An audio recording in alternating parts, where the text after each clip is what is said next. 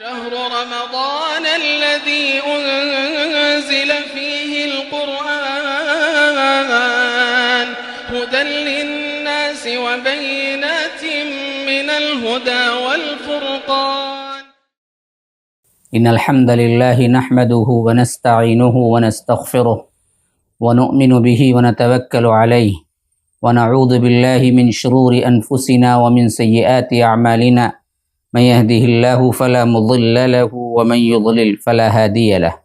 وأشهد أن لا إله إلا الله وحده لا شريك له وأشهد أن محمدا عبده ورسوله أما بعد فإن خير الحديث كتاب الله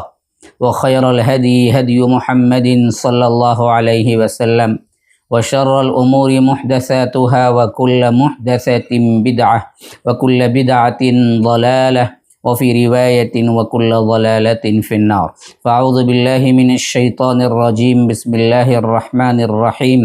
ومن يشاقق الرسول من بعد ما تبين له الهدى ويتبع غير سبيل المؤمنين نوله ما تولى ونصله جهنم وساءت مصيرا. اللهم أرنا الحق حقا وارزقنا اتباعه وأرنا الباطل باطلا وارزقنا اجتنابه.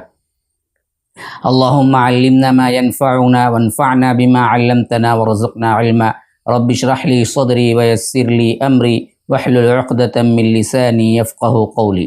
اس اللہ کے نام سے ابتدا، اس کے ناموں کی کوئی انتہا ہی نہیں. ولو ان ما فی الارض من شجرۃ اقلام والبحر يمده من بعده سبعة ابحر ما نفدت کلمات اللہ. اس ذات اقدس پر کروڑوں درود و سلام ہوں جو تمام جہانوں کے لیے رحمت للعالمین بن کے آئے تھے. اللہم صلی علی محمد وعلی آل محمد کما صلیت علی ابراہیم وعلی آل ابراہیم انک حمید مجید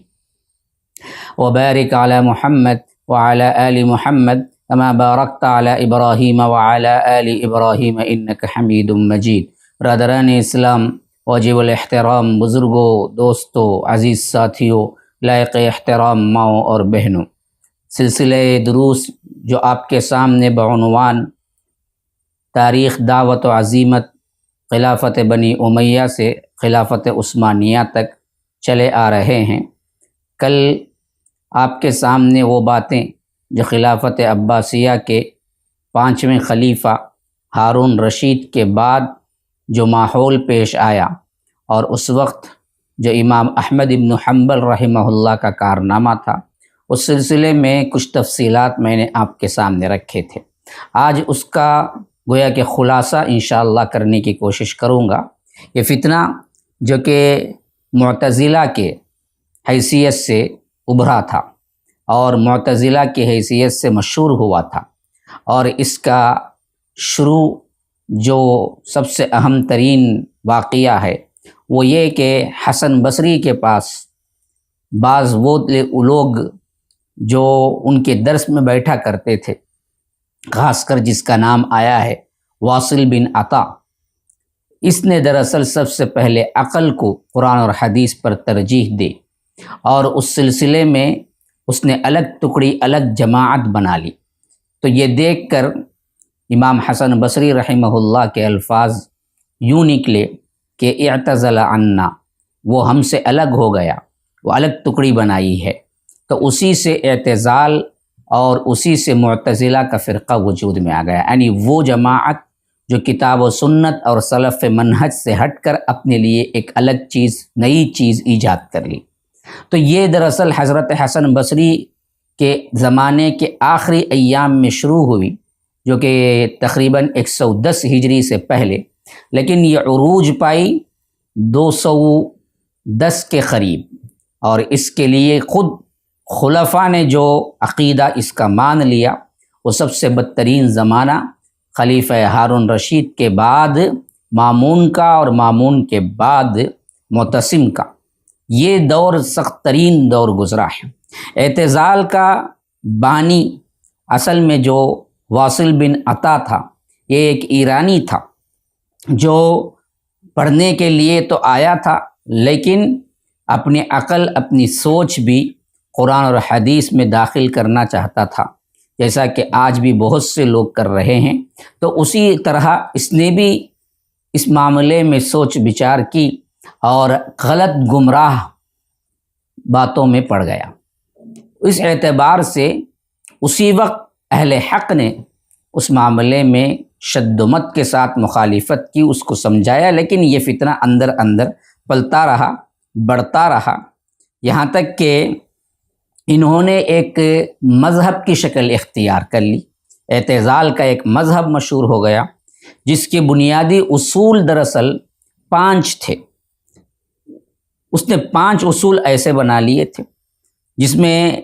عدل نمبر 1، توحید نمبر 2، نفاذ وعید نمبر 3، نمبر 4 منزلت بین المنزلتین، نمبر 5 امر بالمعروف نہی عن المنکر۔ اس اصول کو دیکھنے میں تو کوئی قباحت نظر نہیں آتی، لیکن اس کے معنی سمجھنے پر معلوم ہوتا ہے کس طرح یہ گمراہ ہوا اپنی عقلی سوچ اور نظریے کی وجہ سے۔ سب سے پہلے اس کا عدل تھا۔ عقیدہ عدل کے اعتبار سے در حقیقت انکار عقیدہ تقدیر تھا۔ عدل کا لفظ تو ایک اچھا معنی استعمال ہوتا ہے، جو کہ کیا ہے، اللہ تبارک و تعالی عادل ہے، عدل کرنے والا ہے، انصاف کرنے والا ہے، برابری کرنے والا ہے۔ لیکن اس کا معنی جو معتزلہ نے اپنی عقل سے بنایا، دیکھیے کس طرح گمراہ ہوتے ہیں اگر صحابہ کے منہج کو اور اسلاف کے منہج کو چھوڑ دیں۔ اگر کوئی چھوڑتا ہے اسلاف کے منہج کو، چھوڑ دینے سے کیا کیا ان کے اندر گمراہیاں پیدا ہو سکتی ہیں۔ دیکھیے عجیب، عدل کا ایک معنی تو جو قرآن و سنت نے دیا وہ تھا، لیکن اس کے نزدیک عدل کا معنی کیا تھا کہ تقدیر کا انکار کرنا۔ تقدیر کا انکار کرنا، اس کا کہنا تھا کہ اللہ تعالی شر کا خالق نہیں ہو سکتا، صرف خیر کا خالق ہے۔ شر کس نے پیدا کیا؟ یہ بندوں کی طرف کیا ہے، انہوں نے خود پیدا کیا، اور وہ خود اپنی سوچ میں اس طرح غلطہ ہوا کہ کہنے لگا کہ اگر شر، برائی کا خالق بھی اللہ ہی ہے تو پھر برائی پر اللہ سزا دینا یہ اس کے عدل کے خلاف ہوگا۔ تو اس واسطے جس طرح ایرانی اپنے اندر 2 خداؤں کا تصور رکھتے تھے، یزدان اور اہرمن، ایک برائی کا خدا، ایک اچھائی کا خدا، اس کی تردید اللہ تبارک و تعالی نے قرآن میں بھی کی ہے۔ وقال اللہ لا تتخذوا الہین اثنین، کہ ان بدبختوں نے کیا کیا، دو الہ بنا دیے۔ اور یہی وہ طرز ہے جو بہت سے بعد میں آگے چل کر وحدت الوجود کے عقیدے میں بھی، اور اس کے بعد کیا ہے صوفیہ کے عقیدے میں بھی، اور بہت سے ایرانی اور مجوسی النسل فکر کے رکھنے والوں نے بھی اختیار کیا کہ اگر شر کا خدا اور خیر کا خدا دونوں ایک ہی مان لیے جائیں تو پھر کیا ہے، اللہ تبارک و تعالی جب عذاب دے گا برائی پر تو یہ تو بے انصافی ہوگی، نا انصافی ہوگی۔ اس واسطے انہوں نے 2 خدا کا تصور پیش کیا، شر کا خدا الگ ہے، خیر کا خدا الگ ہے۔ تو اسی فلسفے سے متاثر ہو کر، یہ خود بھی ایرانی تھا، ایرانیوں نے جس طرح اسلام کے نظریات اور عقیدے میں شامل ہو کر جس طرح تباہی مچائی ہے، یاد رکھیے اتنی بڑی تباہی عیسائی اور صلیبیوں نے جنگ کے دوران مسلمانوں پر نہیں ڈھائی تھی۔ اتنا بڑا نقصان ایرانیوں سے پہنچا ہے، یاد رکھ لیجئے۔ یہ ایران، آج کا ایران بھی کچھ کم نہیں ہے، ہاں جہاں اشارے دے رہا ہوں۔ اچھا خیر غرض کہ میں آپ کو بتانا چاہتا ہوں کہ یہ عدل کے لفظ میں یہ بات لے آیا کہ اللہ کا عدل یہی ہو سکتا ہے کہ وہ شر کا خالق نہیں، تو تقدیر کا انکار کر بیٹھا، کہا کہ تقدیر اگر پہلے سے بن گئی ہے اور پھر اللہ عذاب بھی دے رہا ہے تو تقدیر کے مارے وہ تو کیا ہے، وہی کرے گا جو تقدیر بن چکی ہے، پھر اس پر اللہ عذاب دے گا تو عدل کے خلاف ہوگا۔ تو اس حیثیت سے ہم کیسے مان لیں؟ تو اس حیثیت سے اس نے کیا ہے تقدیر کا انکار، حالانکہ اس معاملے میں اللہ کے رسول صلی اللہ علیہ وسلم نے ہمیں منع کیا کہ تم اس پر زیادہ غور و فکر نہ کرو۔ تقدیر ایک ایسی چیز ہے جو چھپا کے رکھ دی گئی ہے، اور اللہ نے ہمیں حکم دیا ہے کہ تم تدبیر کرو، عمل کرو۔ تو اللہ تبارک و تعالی انصاف پسند مالک ہے، تم پر اللہ تبارک و تعالی ظلم نہیں کرے۔ وما ربک بظلام للعبید، کہ اللہ تبارک و تعالی بندوں پر ظالم نہیں ہے، جیسا کہ اللہ کے رسول صلی اللہ علیہ وسلم نے ایک مرتبہ فرمایا کہ اللہ تبارک و تعالی ہر چیز کی تقدیر لکھ چکا ہے۔ ایک حدیث میں آیا کہ اللہ کے رسول صلی اللہ علیہ وسلم نے ایک مرتبہ 2 کتابیں لے آئے اور کہا کہ دیکھو اس میں جنتیوں کے نام، ان کے باپوں کے نام اور ان کے حسب و نسب کے نام اللہ نے محفوظ کر دیے ہیں، اور اس میں جہنمیوں اور ان کے قبیلوں، ان کے باپوں کے نام ہیں۔ اللہ اپنے کام سے فارغ ہو چکا ہے۔ تو صحابہ نے کہا کہ اللہ کے رسول، جب جنتی جنت کے لیے پہلے ہی لکھے جا چکے ہیں اور جہنمی جہنم کے لیے لکھے جا چکے ہیں، معاملہ ختم ہو چکا ہے، پھر عمل کس واسطے؟ لیکن اللہ کے رسول صلی اللہ علیہ وسلم نے فرمایا کہ نہیں، عمل کرتے جاؤ، کل میسر لما خلق لہ، کہ اللہ ہر ایک کو اسی کے تحت اسے آسان کرتا جائے گا جس کے تحت اسے بنایا ہے۔ تو تقدیر میں سوچنا اور سوچ و بچار سے اپنی عقل لڑانا اور اس میں سے فیصلے نکالنا، یہ دراصل اللہ کے رسول نے منع کر دیا۔ اس پر ایمان رکھنے کا حکم دیا، اس کو سمجھنے کی کوشش کرنے کا حکم نہیں دیا، اور جنہوں نے بھی سمجھنے کی کوشش گمراہ ہوئے۔ تو اس طرح اس نے کیا ہے، عدل کے معنی میں یہ معنی اختیار کیا کہ اللہ شر کا خالق نہیں ہے، تقدیر کے بنائی نہیں جا چکی ہے، بلکہ ہم بنائیں گے، جب ہم کریں گے تبھی اللہ کو معلوم ہوتا ہے۔ اس حیثیت سے وہ دراصل کیا کیا، عدل کے اپنے معنی میں لیا۔ اور توحید کا معنی اس حیثیت سے اس نے استعمال کیا کہ اللہ تبارک و تعالیٰ کے جتنے صفات ہیں وہ سب کے سب مخلوق ہیں، خالق کی صفت نہیں ہے کوئی بھی، اور وہ پورے کے پورے مخلوق کی حیثیت سے ہیں۔ اس حیثیت سے قرآن بھی اللہ کا صفت، اللہ کی صفت نہیں ہے بلکہ وہ بھی مخلوق ہے۔ تو یہ بدترین عقیدہ توحید کے معنی میں لے، نفاذ وعید کے مطلب میں یہ چیز لے آیا کہ اللہ تبارک و تعالی جن جن کو جو جو چیزوں پر عذاب لکھ دیا ہے یا کہہ دیا ہے، اس کا وہ پابند ہے، وہ خلاف نہیں کر سکتا، خواہ وہ کتنا بھی توبہ کر لے، گناہ کر لے، اس کو اللہ تبارک و تعالی اس گناہ کے ساتھ اس کی وعید اور اس کی سزا اس کو ضرور دے گا، دینا چاہیے، وہی چیز حق ہے، گویا کہ اللہ پر شرطیں باندھ رہا ہے۔ تو اس سے بھی عقیدے میں کیا ہے، اس نے زبردست اہل سلف سے اختلاف کیا۔ اور اسی طرح منزلت بین المنزلتین، ایک عقیدہ یہ لازمی گھڑا کہ انسان کفر اور درمیان، ایمان کے درمیان ایک تیسری راہ پر بھی ہوتا ہے، یا تو کافر ہوگا یا تو ایمان والا ہوگا، نا جی، کمزور ایمان والا کہہ سکتے ہیں، ادنا ایمان والا کہہ سکتے ہیں، لیکن اس نے اختیار کیا کہ ان میں سے درمیان ایک ہے جو نہ کافر ہے نہ مومن ہے۔ مثلا اس کے پاس کیا ہے، کبیرہ گناہ کا ارتکاب کرنے والا نہ کافر ہوتا ہے نہ مومن ہوتا ہے، بلکہ ان دونوں کے درمیان ایک اور منزل پہ رہتا ہے۔ دیکھیے، جب عقل سوچنا شروع کرتی ہے ایمان اور اسلام عقیدے میں، اس طرح ٹھوکریں کھاتا ہے۔ اور اسی طرح امر بالمعروف کا مطلب اس کے نزدیک یہ ہے کہ جن احکامات کے ہم مکلف ہیں، دوسروں کو اس کا حکم لازمی طور پر کرنا ہی کرنا ہے، اور نہی عن المنکر، اگر امام ظلم کرے تو بھی اس کو روکنا ہے، یہاں تک کہ حکومتوں کے خلاف جہاد کرنا ضروری ہے، بلکہ ان کو قتل کرنا ہے، یہاں تک کہ ان کے ساتھ جہاد کرنا، ان کے ساتھ خروج کرنا لازمی طور پر، جیسا کہ آج بھی بہت سے گروہوں کے اندر یہ تصور پایا جاتا ہے۔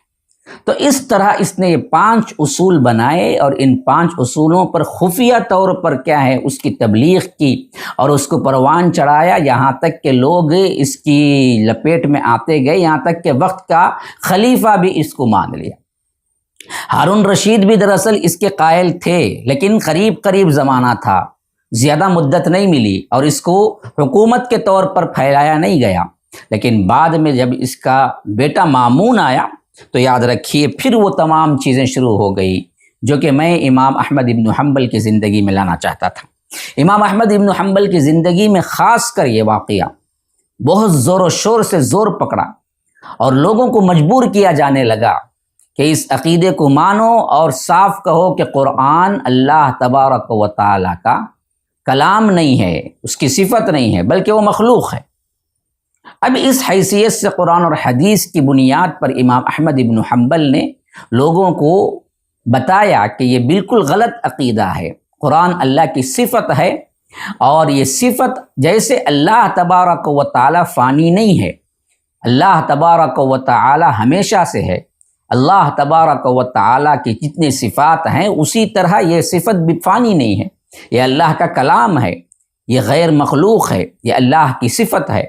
تو وہاں سے ان کو ابتلا اور آزمائش کا سلسلہ شروع ہوا، اور ان کے لیے جیل کی اور ان کے لیے سزاؤں کا تقرر ہوا، یہاں تک کہ مامون رشید نے قسم کھا لی۔ تو میں نے بتایا تھا کہ اس کے بعد امام نے دعا کی کہ اللہ اس کے عذاب سے بچا،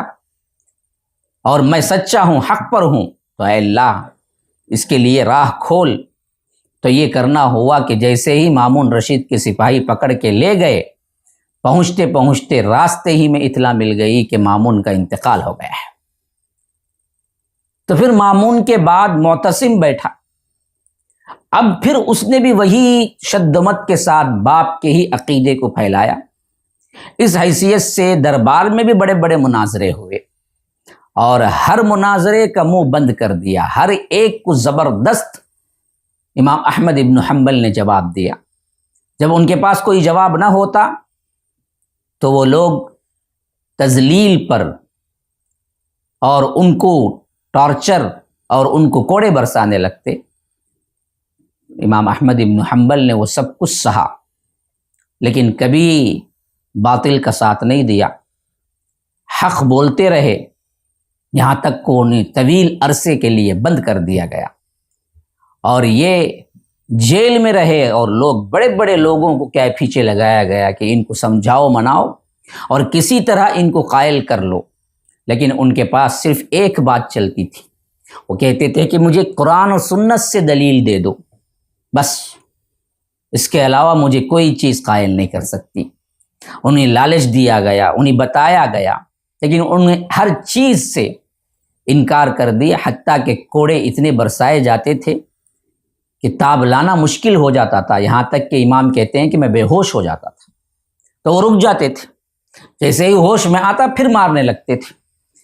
جو ان کے ساتھ رہنے والے ساتھی ہیں وہ بعد میں بیان کرتے ہیں کہ اگر یہ ہاتھی پر لگائے جاتے یہ کوڑے تو ہاتھی بھی کیا ہے سہ نہیں پاتا، لیکن امام احمد ابن حنبل حق کی راہ میں سہ رہے تھے۔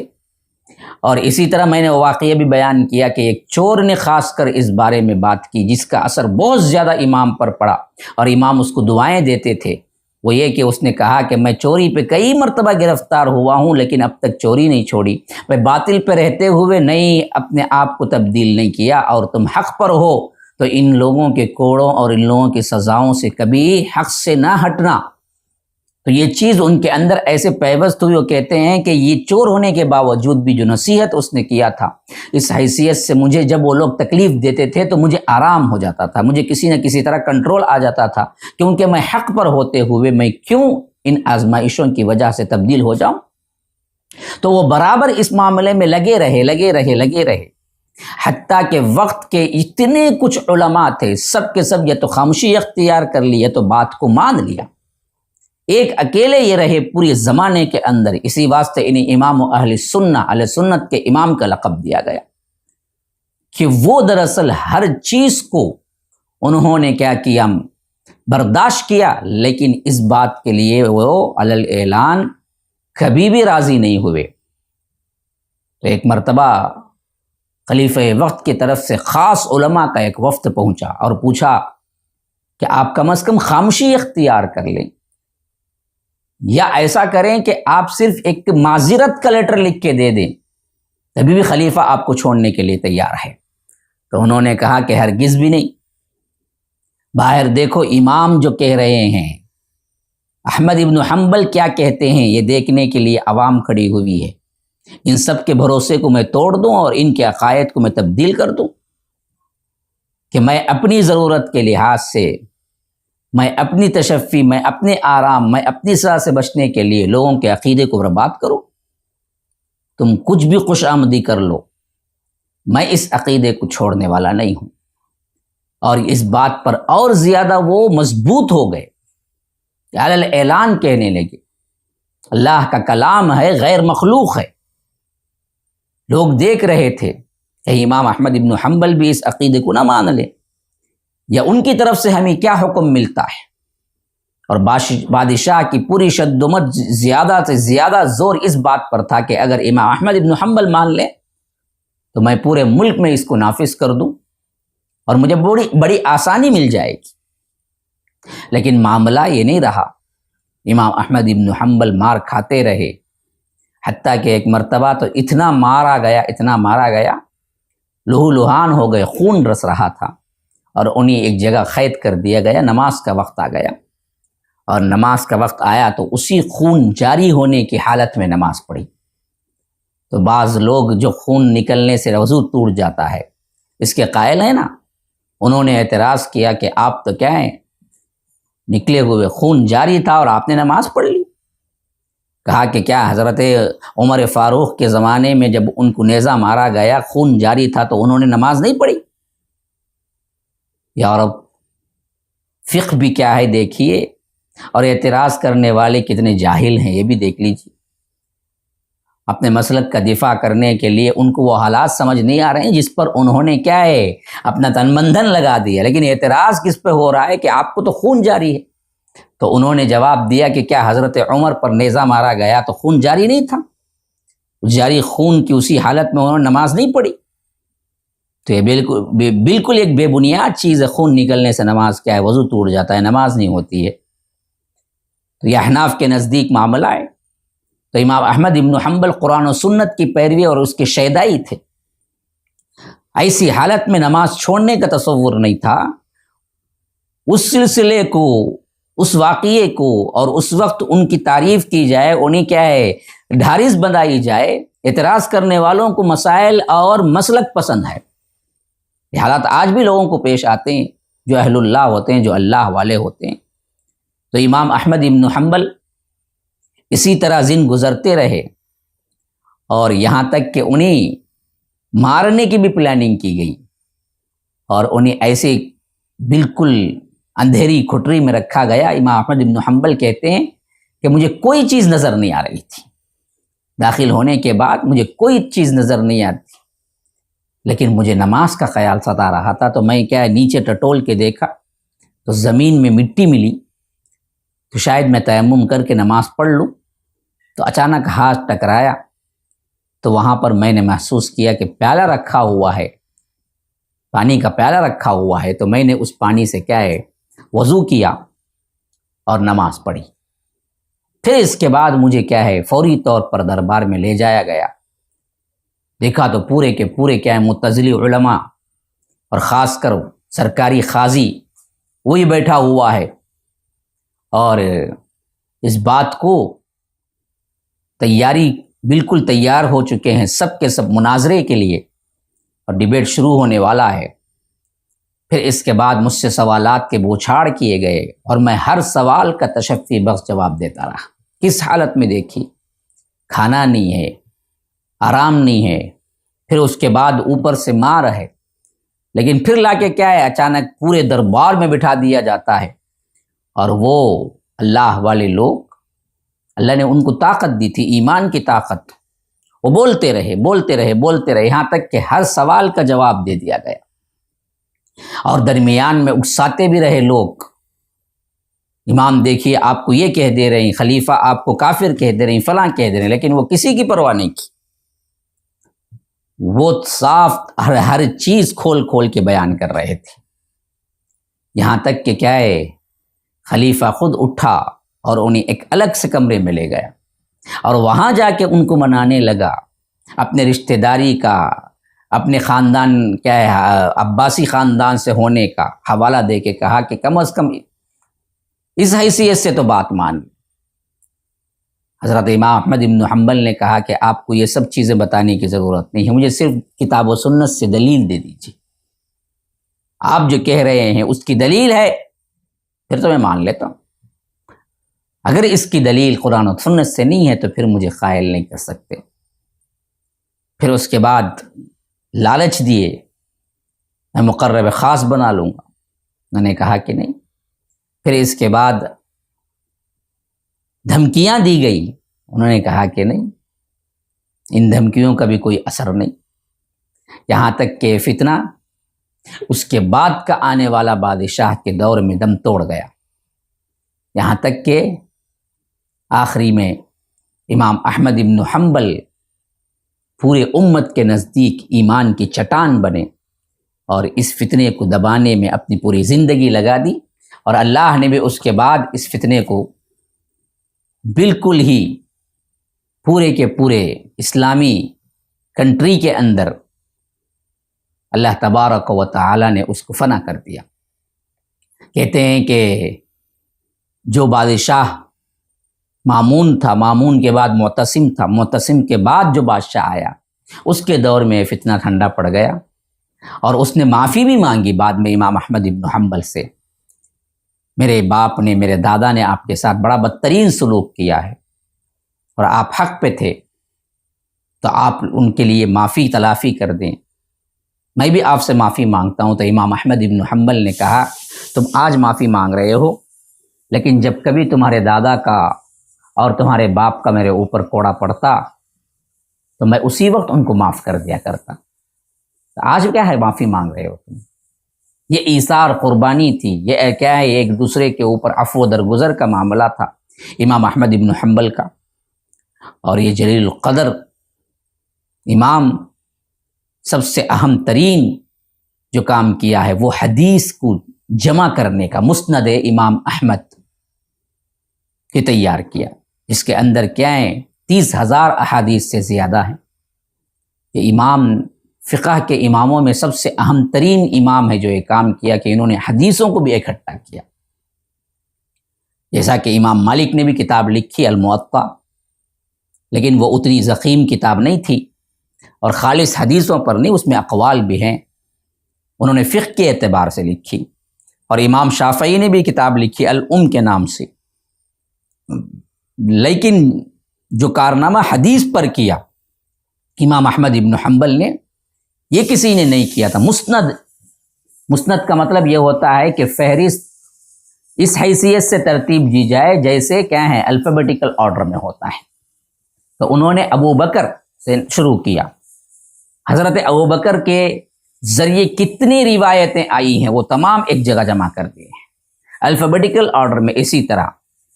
الف با کے بعد کیا آئے گا، پھر الف کے بعد تا آئے گا، الف کے بعد کیا ہے اس کے بعد سا آئے گا۔ اس طرح انہوں نے تمام صحابہ سے ہر صحابی کی وہ مصحف تیار کر دی، ہر صحابی کا وہ مسند تیار کر دیا، جس میں خواہ کوئی بھی ٹاپک ہو۔ ایک ترتیب ہے ٹاپک کے تحت کتابیں لکھنے کا، جیسا کہ کیا ہے بخاری، مسلم، ابو داؤد، ترمذی وغیرہ ہے۔ ایک ترتیب ہے صحابہ کے روایت کرنے والے صحابہ کے الفابیٹیکل آرڈر میں، اسے مسند کہلاتے ہیں، مسند کا نام دیا جاتا ہے۔ یہ مسند امام احمد بہت بڑی مسند ہے جو سب سے پہلے تیار ہوئی، اور انہوں نے اس میں یہ طریقہ رکھا کہ کتاب و سنت کے طریقے سے صحیح طور پر جو چیز مل جائے اسی کو اپنے طور پر کیا ہے اتھینٹک رکھا، اس کے علاوہ کسی چیز کے ان کے پاس کیا ہے کوئی سند نہیں ہوتی تھی، خاص کر تقلید کی رد میں، اور خاص کر جس طرح کیا ہے پیروی کی جانے لگی تھی اس دور میں، اور بعد میں خطرات منڈلا رہے تھے تقلید کے، کہ اسی واسطے امام احمد ابن حنبل نے اس سے خاص طور پر روکا اور لوگوں کو بتایا کہ یہ نہیں، بلکہ کتاب و سنت سے دلیل لو، اپنے اپنے اماموں کی دلیل کو مت لاؤ، قرآن و سنت سے حدیث مل جائے تو اپنے امام کی دلیل کو چھوڑو، قرآن و سنت کو اپناؤ۔ اس پر انہوں نے بہت کام کیا تقلید کے رد میں بھی، اور ساتھ ساتھ تقلید تو اس وقت اتنی جامد نہیں تھی، لیکن خطرات منڈلا رہے تھے کہ ہو سکتا ہے اگلے زمانے میں یہ ہو، تو انہوں نے اپنے اقوال میں، اپنے افعال میں یہ تمام چیزیں لائی کہ کتاب و سنت دلیل بنے، عوام کے ذہنوں میں صرف کتاب و سنت دلیل بن سکیں، اور اس کے علاوہ کسی چیز کی کوئی دلیل نہیں، کسی امام کی کوئی دلیل کبھی نہیں بنتی جب تک کہ موافقت میں حدیث نہ مل جائے۔ اگر امام کے قول کے مخالفت میں ملے تو وہ کوئی بھی ہو، اس کو اٹھا کے پھینک دینے کے برابر ہے۔ یہ خود اماموں نے بھی اپنی زندگی میں کہا، اور امام احمد ابن حنبل نے اس پر کیا ہے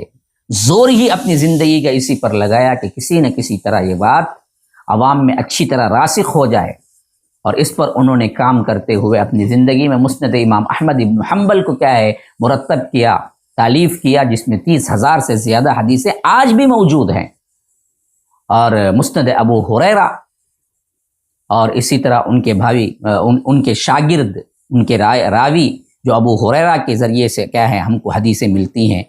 وہ حمام بن منبہ، ان کا صحیفہ آج دریافت ہوا تقریباً 1300 سال بعد، جو امام احمد ابن حنبل نے لکھا تھا ابو ہریرہ سے روایت کر کے، وہی صحیفہ آج دریافت ہوا اور دونوں کو ٹیکل کر کے دیکھا گیا تو امام احمد ابن حنبل کے وہ روایتوں میں اور آج مسند ابو ہریرہ جو آج دریافت ہوا تھا اس میں دونوں میں کوئی زیادہ فرق نہیں تھا۔ یہ اسلام کی حقانیت اور اسلام کا یہ نظام جو یہ کیا ہے، جو خاص کر جو قائم ہوا تھا حدیث کے اعتبار سے، فن اسماء الرجال، اس حیثیت سے بڑا ممتاز کارنامہ ہے کہ ہم نے احادیث اور تاریخ کی باتوں کو بڑی تحقیق کر کے لیا ہے اپنے ساتھ۔ تو یہ ایک بہت بڑا کارنامہ ہے آج کی زندگی میں، آج کے ماحول کو ثابت کرنے کے لیے کہ ہمارے پاس جو حدیث اور تاریخ ہے وہ بڑی مستند ترین تاریخ ہے۔ امام احمد ابن حنبل نے حضرت ابو ہریرہ کے شاگرد، پھر اس کے بعد امام تک آنے والوں میں جو حمام بن منبہ تھے، ان کی روایت سے لائے ایک تقریباً